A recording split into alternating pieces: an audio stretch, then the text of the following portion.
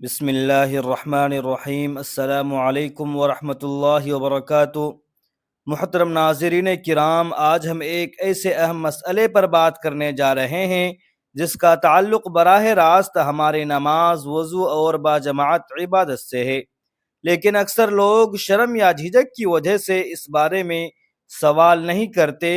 فرض کریں کہ آپ مسجد میں باجماعت نماز ادا کر رہے ہیں، آپ پہلی صف میں کھڑے ہیں، آپ کے پیچھے کئی صفیں موجود ہیں، امام صاحب نماز پڑھا رہے ہیں اور اچانک دوران نماز آپ سے ہوا خارج ہو جاتی ہے، تو ایسی صورت میں آپ کو کیا کرنا چاہیے؟ کیا آپ اپنی جگہ کھڑے رہ کر نماز مکمل کر سکتے ہیں؟ کیا صرف لوگوں کو پریشان نہ کرنے کی نیت سے نماز جاری رکھنا درست ہے؟ کیا بعد میں وضو کر کے اسی نماز کو مکمل کیا جا سکتا ہے؟ اور اگر صف سے نکلنے میں شرمندگی محسوس ہو تو شریعت نے اس کے لیے کیا رہنمائی دی ہے؟ محترم بھائیوں اور بزرگوں، یہ معمولی بات نہیں بلکہ نماز کی صحت سے متعلق ایک نہایت اہم مسئلہ ہے، اس لیے اسے اچھی طرح سمجھنا ضروری ہے۔ قرآن کریم میں متعدد مقامات پر نماز کی اہمیت بیان ہوئی ہے اور اہل ایمان کو نماز قائم کرنے کا حکم دیا گیا ہے۔ ہم اذان کی آواز سنتے ہیں تو اپنے دنیاوی کام چھوڑ کر مسجد کی طرف رخ کرتے ہیں، وضو کرتے ہیں، پاکیزہ لباس پہنتے ہیں اور اللہ تعالیٰ کے سامنے کھڑے ہوتے ہیں، کیونکہ نماز مومن کی عظیم عبادت اور اللہ تعالیٰ سے تعلق کا اہم ذریعہ ہے۔ نماز کی ادائیگی کے لیے طہارت اور پاکیزگی کی بڑی اہمیت ہے۔ جس طرح نماز کے لیے بدن، لباس اور نماز کی جگہ کا پاک ہونا ضروری ہے، اسی طرح وضو کا قائم رہنا بھی ضروری ہے۔ اگر کسی شخص کا وضو نماز شروع کرنے کے بعد ایسی چیز سے ٹوٹ جائے جو وضو توڑنے والی ہے تو وہ اسی حالت میں نماز جاری نہیں رکھ سکتا۔ اب ذرا اس صورت حال کو سمجھیں کہ ایک شخص جماعت کے ساتھ نماز پڑھ رہا ہے، وہ پہلی صف میں کھڑا ہے اور اچانک اس سے ہوا خارج ہو جاتی ہے۔ اسے فوراً معلوم ہو جاتا ہے کہ اس کا وضو باقی نہیں رہا۔ اب وہ کیا کرے؟ بعض لوگ شرمندگی کی وجہ سے اپنی جگہ کھڑے رہتے ہیں۔ انہیں یہ خیال ہوتا ہے کہ اگر ہم سب سے باہر نکلے تو سب لوگ سمجھ جائیں گے کہ ہمارے ساتھ کیا ہوا ہے، اس لیے بہتر ہے کہ خاموشی سے نماز مکمل کر لی جائے اور بعد میں وضو کر لیا جائے۔ لیکن یاد رکھیے، صرف لوگوں کی شرمندگی سے بچنے کے لیے نماز کو ایسی حالت میں جاری رکھنا درست طریقہ نہیں ہے۔ جب وضو ختم ہو جائے تو نماز جاری رکھنے کے بجائے صف سے نکلنا اور دوبارہ وضو کرنا ضروری ہے۔ ناظرین کرام، یہاں ایک طرف انسان کی عزت اور پردے کا خیال ہے اور دوسری طرف اللہ تعالیٰ کے حکم کی پابندی۔ اسلام ہمیں دوسروں کی پردہ پوشی کا بھی درس دیتا ہے۔ کسی مسلمان کو بلا وجہ شرمندہ کرنا پسند نہیں کرتا، لیکن عبادت کے بنیادی احکام میں اپنی طرف سے کوئی تبدیلی نہیں کی جا سکتی۔ اسی لیے نبی کریم صلی اللہ علیہ وسلم کی تعلیمات میں ایسے شخص کے لیے رہنمائی موجود ہے جسے دوران نماز وضو ٹوٹ جانے کی صورت پیش آ جائے۔ حضرت علی بن طلق رضی اللہ تعالی عنہ سے روایت ہے کہ رسول اللہ صلی اللہ علیہ وسلم نے فرمایا کہ جب تم میں سے کسی شخص کو نماز کے دوران ریح خارج ہو جائے تو وہ نماز چھوڑ کر چلا جائے، وضو کرے اور پھر نماز ادا کرے۔ اس سے معلوم ہوا کہ اگر واقعی وضو ٹوٹنے کا یقین ہو جائے تو صرف شرمندگی کی وجہ سے صف میں کھڑے رہنا مناسب نہیں، بلکہ وضو کرنا ضروری ہے۔ اسی طرح بعض روایات میں دوران نماز نکسیر یا اس طرح کی صورت پیش آنے پر نماز سے نکلنے اور وضو کرنے کی رہنمائی ملتی ہے۔ ایک روایت میں یہ بھی آتا ہے کہ اگر کسی شخص کو نماز کے دوران ایسی کیفیت پیش آئے جس کی وجہ سے اسے صف سے نکلنا پڑے تو وہ اس انداز سے نکل سکتا ہے کہ اس کی پردہ داری بھی ہو جائے۔ نبی کریم صلی اللہ علیہ وسلم نے ایسی صورت میں ناک پکڑ کر نماز سے الگ ہونے کی طرف رہنمائی فرمائی تاکہ لوگوں کو یہ گمان ہو کہ شاید ناک سے خون آیا ہے۔ اور وہ وضو کرنے کے لیے باہر جا رہا ہے۔ اس تعلیم میں ہمارے لیے بہت بڑا سبق ہے کہ شریعت نے نماز کی صحت کو بھی محفوظ رکھا اور مسلمان کی عزت و پردہ پوشی کا خیال رکھا۔ لہذا اگر کسی شخص کو دوران نماز یقین ہو جائے کہ اس سے ہوا خارج ہو گئی ہے تو وہ خاموشی کے ساتھ سب سے الگ ہو جائے، وضو کرے، اور پھر اگر جماعت باقی ہو تو وہ دوبارہ جماعت میں شامل ہو جائے۔ اگر اس دوران اس کی کچھ رکعتیں رہ جائیں تو نماز کے مقررہ طریقے کے مطابق انہیں بعد میں مکمل کرے۔ اس معاملے میں یہ بات بھی سمجھنا بہت ضروری ہے کہ ہر احساس کو وضو ٹوٹنے کا یقین نہیں سمجھا جا سکتا۔ بعض اوقات انسان نماز میں کھڑا ہوتا ہے اور اسے محض خیال آتا ہے کہ شاید ہوا خارج ہو گئی ہے، پیٹ میں حرکت محسوس ہوتی ہے یا ایسا لگتا ہے جیسے کچھ ہوا ہو، لیکن حقیقت میں کچھ خارج نہیں ہوتا۔ ایسی صورت میں فوراً نماز توڑ دینا بھی درست طریقہ نہیں۔ نبی کریم صلی اللہ علیہ وسلم نے اس بارے میں بھی واضح رہنمائی فرمائی ہے۔ حضرت عبادہ بن تمیم اپنے چچا سے روایت کرتے ہیں کہ ایک شخص نے رسول اللہ صلی اللہ علیہ وسلم کے سامنے شکایت کی کہ اسے نماز کے دوران خیال آتا ہے کہ شاید اس سے ہوا خارج ہو گئی ہے۔ آپ صلی اللہ علیہ وسلم نے فرمایا کہ وہ نماز سے اس وقت تک نہ نکلے جب تک وہ آواز نہ سنے یا بو محسوس نہ کرے۔ اس حدیث کا مقصد یہ نہیں کہ صرف آواز آنے یا بدبو محسوس ہونے کی صورت میں ہی وضو ٹوٹے گا، بلکہ اصل بات یہ ہے کہ انسان کو اپنے وضو ٹوٹنے کا یقین ہو جائے۔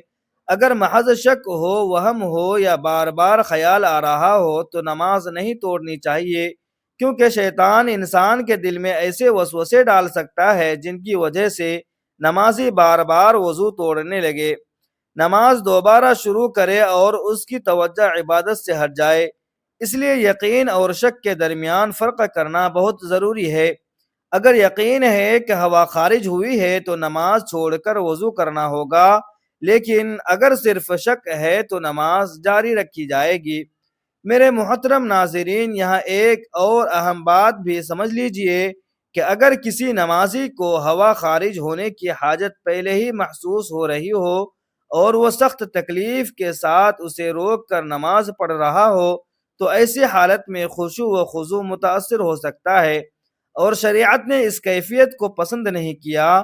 بہتر یہی ہے کہ انسان پہلے اپنی ضرورت پوری کرے، اطمینان سے وضو کرے اور پھر نماز ادا کرے۔ البتہ اگر نماز کے وقت کے ختم ہونے یا نماز قضا ہو جانے کا حقیقی اندیشہ ہو تو صورت حال کے مطابق نماز کو وقت کے اندر ادا کرنے کی کوشش کی جائے۔ اسلام ہمیں نہ بے جا وسوسوں کا شکار بناتا ہے اور نہ ہی شرعی احکام کو نظر انداز کرنے کی اجازت دیتا ہے، بلکہ اعتدال اور یقین کے ساتھ عمل کرنے کی تعلیم دیتا ہے۔ محترم ناظرین، بعض لوگوں کو مسلسل یا بار بار ایسی کیفیت پیش آتی ہے کہ انہیں ہوا خارج ہونے کا مسئلہ رہتا ہے۔ بعض افراد کو پیشاب کے قطرے مسلسل آنے کی شکایت ہوتی ہے، بعض کو نکسیر یا خون جاری رہنے کا مسئلہ ہوتا ہے۔ تو ایسے لوگوں کے لیے شریعت میں عذر اور مستقل عذر کے مخصوص احکام موجود ہیں۔ ایسے شخص کو چاہیے کہ اپنے معاملے کے مطابق کسی مستند عالم دین سے مسئلہ معلوم کرے اور اپنے لیے شرعی طریقہ اختیار کرے۔ ہر شخص پر ایک ہی حکم کو بغیر تفصیل کے لاگو نہیں کیا جا سکتا، کیونکہ مستقل عذر رکھنے والے شخص کے احکام عام نمازی سے مختلف ہو سکتے ہیں۔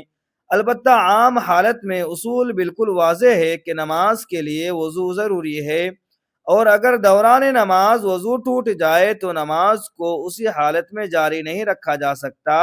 اگر نماز شروع کرنے سے پہلے ہی وضو ٹوٹ جائے تو دوبارہ وضو کرنا ہوگا، اور اگر نماز کے دوران وضو ٹوٹے تو نماز چھوڑ کر وضو کرنا ہوگا، پھر نماز کو شرعی طریقے کے مطابق ادا کرنا ہوگا۔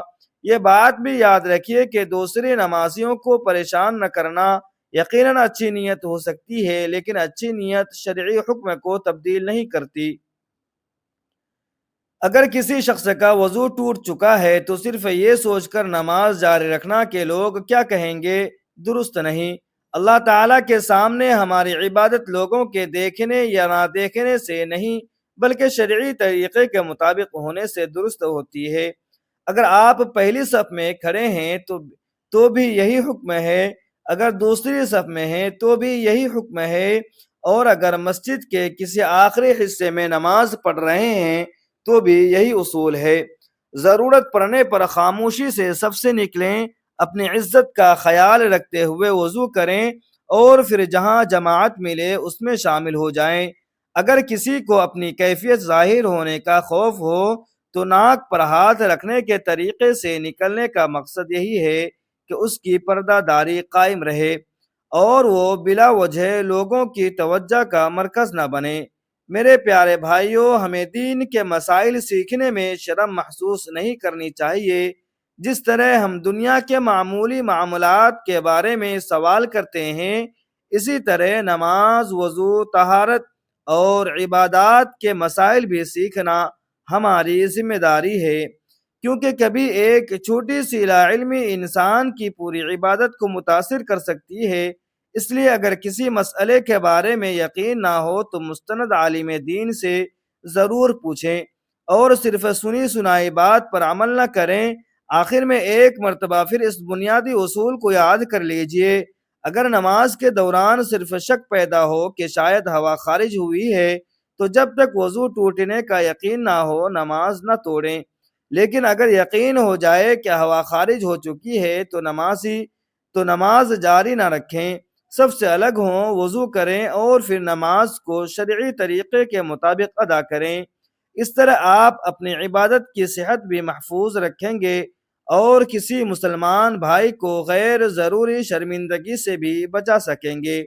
اللہ تعالی ہمیں نماز کی قدر کرنے، وضو اور طہارت کے احکام صحیح طور پر سمجھنے، باجماعت نماز کی پابندی کرنے اور ہر عبادت کو سنت نبوی صلی اللہ علیہ وسلم کے مطابق ادا کرنے کی توفیق عطا فرمائے۔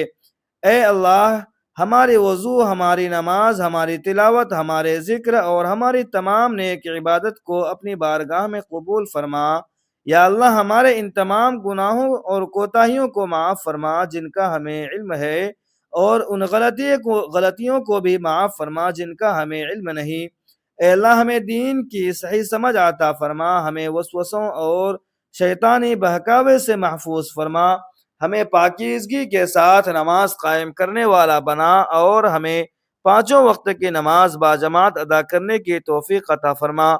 یا اللہ، ہمارے والدین، ہمارے اہل و عیال اور تمام مسلمان بھائیوں اور بہنوں پر اپنا فضل و کرم فرما، نبی کریم صلی اللہ علیہ وسلم کی سچی محبت اور ہمارے دلوں میں پیدا فرما اور ہمیں آپ صلی اللہ علیہ وسلم کی سنتوں پر چلنے والا بنا۔ آمین یا رب العالمین۔ محترم ناظرین، اگر آج کی یہ معلومات آپ کے لیے مفید ثابت ہوئی ہوں تو ویڈیو کو ضرور لائک کریں، اسے اپنے دوستوں اور گھر والوں تک ضرور پہنچائیں تاکہ جو لوگ اس مسئلے سے ناواقف ہیں وہ بھی صحیح حکم جان سکیں۔ اور اگر آپ ہمارے چینل پر پہلی مرتبہ آئے ہیں تو چینل کو سبسکرائب کر کے گھنٹی کے نشان کو ضرور دبا دیں تاکہ دینی اور اصلاحی معلومات پر مبنی ہماری نئی ویڈیوز آپ تک بر وقت پہنچتی رہیں۔ کمنٹ سیکشن میں اخلاص کے ساتھ صرف آمین لکھ دیجئے۔ کیا معلوم آپ کی لکھی ہوئی یہ آمین کسی اور کی دعا کے ساتھ مل کر اللہ تعالیٰ کی بارگاہ میں قبولیت کا سبب بن جائے۔ اللہ تعالی ہم سب کا حامی و ناصر ہو۔ جزاکم اللہ خیرا کثیرا، والسلام علیکم ورحمۃ اللہ۔